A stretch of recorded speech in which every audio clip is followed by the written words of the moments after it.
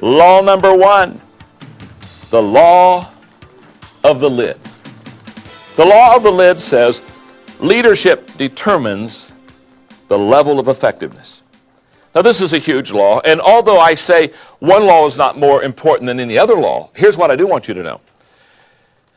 If I would start off with any law, I must start off with this one, and here's why. Because if you can buy into this law in the next 5 to 6 minutes as I talk to you, if you can buy into this law, you'll have a great passion to learn all the others, and let me explain why. I'm going to illustrate the importance of this law by using my hands. Watch this for a moment. It's kind of a visual illustration. Let's say, for example, my left hand here represents my ability to lead people. This is how well John Maxwell leads people. This is my leadership lid. Okay. If this hand is my leadership, and if this hand is my business, in other words, my company, my department that I'm overseeing, okay, whatever I'm in charge of, here's what I want you to understand. My department, my business, my company, my organization, here's what I want you to understand. The lid of my leadership will never allow my business to get any higher.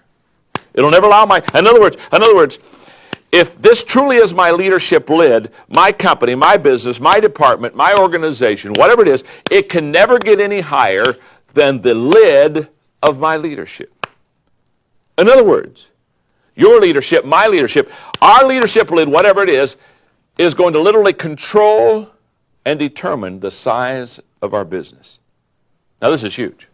If I were sitting where you are right now and I was taking notes, what I'd be saying to myself is something like this.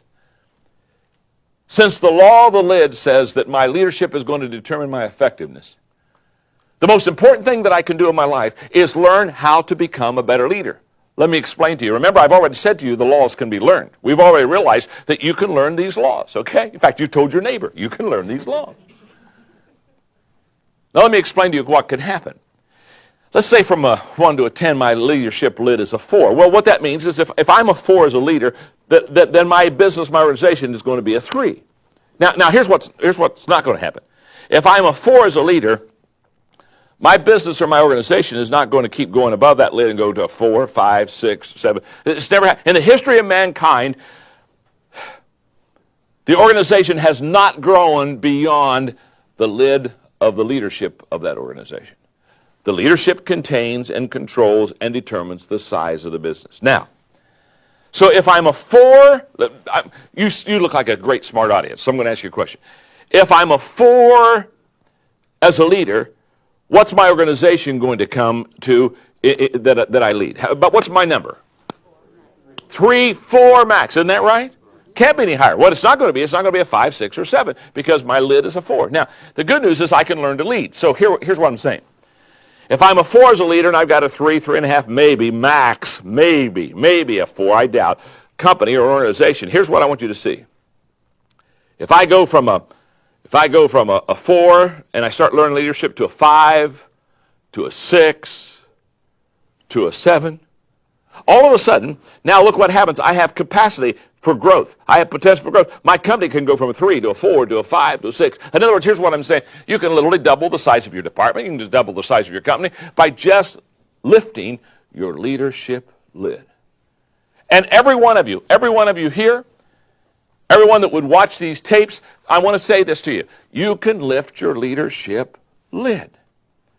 But everything, remember this, everything rises and falls on leadership. By the way, where I learned this, when I lived in San Diego, California, I had a fellow by the name of Don Stevenson who was my mentor. And he was the president of Global Hospitality, and that Global Hospitality literally would buy, they would buy resorts that were going bankrupt. Resorts like La Costa, Greenleaf, any kind of major resort across America that was going under financially. What we found was that this company, Global Hospitality, they would come in and they would buy the company. Okay, now get the picture. Here we are. I'm sitting out with Don Stevenson about every other month. He's mentoring me. And I asked him one day, I said, Don, when you go buy a bankrupt company, a resort that's going under, are there some things that you always do? And I'll never forget. He looked at me and said, John, he said, yes, there is. He said, when we go into a bankrupt company, he said, there are 2 things we always do. And I looked at him and said, 2 things? He said, yes, absolutely. He said, The two things we always do is, he said, first of all, we train all the people that that are in the service business, the employees. In other words, the guys that are out there when the cars pull up and they're unloading the luggage. He said, we train them all in relational skills. In other words, we train them, we talk to them about how to remember names, how to get along with people. And he said, the reason we do that, the waiters, the waitresses, the people behind the checkout counter, on the grounds. And he said, what we found is 90% of the people who do not return to the resort after their first visit had a bad experience with the employees of the organization. They weren't treated with great respect, or they weren't taken care of well. And so he said, what we do is we go through and we train all the people. Now what I'm doing, I'm sitting here and I'm taking notes, and so I'm writing down to me, make sure that you've trained all the people in your organization. Okay. He said, the second thing we do is, he said, every time we take over a bankrupt company, he said, we fire the president. And I don't write that one down. And I look at him and say, what do you mean you fire the president? He said, John, he said, every time we take over companies going there, he said, we fire the president. I said, well, that seems a little harsh, isn't it? I mean, don't you first go see him? You know what I mean? Go sit in the office, light a fire in the fireplace, hold hands, do a little kumbaya, you know what I'm talking about? No. He said, John, he said, we fire the president. And I'm pressing him a little bit more, and I can remember, because he was eating the salad. He was just looking down, eating the salad, talking to me. And he stops, puts his fork down. Now he's looking at me. He's a little bit ticked that I'm not catching this, And he's looking at me. He said, John, listen to me. He said, if the president were any good, the company wouldn't be going bankrupt. The first thing we do is fire the president. I remember finally saying, okay, fire the president. You know what he was teaching me that day? He was teaching me the law of the lid.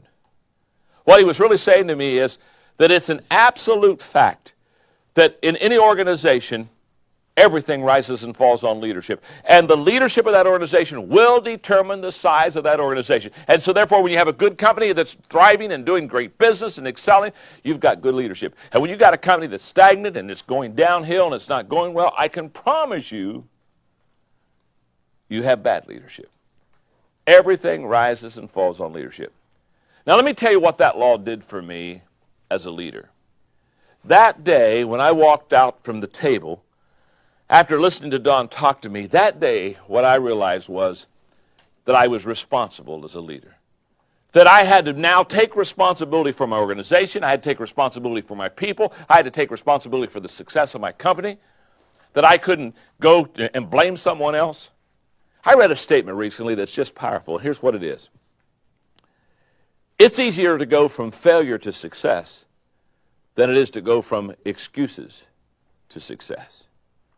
That's a tremendous statement. And whenever as a leader I begin to make excuses for why my company is not doing well or why my organization is not doing well, and I began to go and say, well, you know what, I mean, we're in the wrong location and we got the wrong people. And listen, cut the excuses out. If you're the leader, learn to lead and take responsibility for that leadership. Here's the good news. You can grow as a leader. You can become a better leader than you are right now. That I promise you. But take responsibility. Because the law of the lid says the organization or the company cannot rise any higher than your level of leadership. The law of the lid is a huge law. So if you'll notice in your workbook, I have some questions. Just some simple questions. Questions that I want you on your own to ask yourself. Questions such as, what is the lid number on my leadership? From a 1 to a 10, where am I? Question number 2. I love this one. Would those around me agree with my assessment?